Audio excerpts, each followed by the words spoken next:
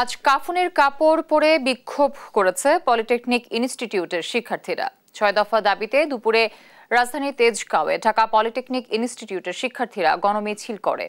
এ সময় কারিগরি শিক্ষা আন্দোলন বাংলাদেশের কেন্দ্রীয় প্রতিনিধি তাসনিম ইসলাম বলেন, বারবার বলার পরেও দাবি মেনে নেওয়া হচ্ছে না।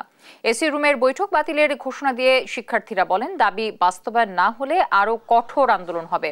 এছাড়া চট্টগ্রাম, বরিশাল, খুলনা, বগুড়া, টাঙ্গাইল, নরসিংদী সহ দেশের বিভিন্ন স্থানেও বিক্ষোভ করেছে পলিটেকনিক শিক্ষার্থীরা।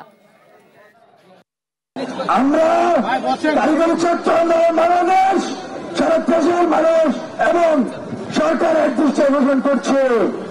আমরা চাই না দেশের মানুষ জনদুর্ভোগে পড়ে।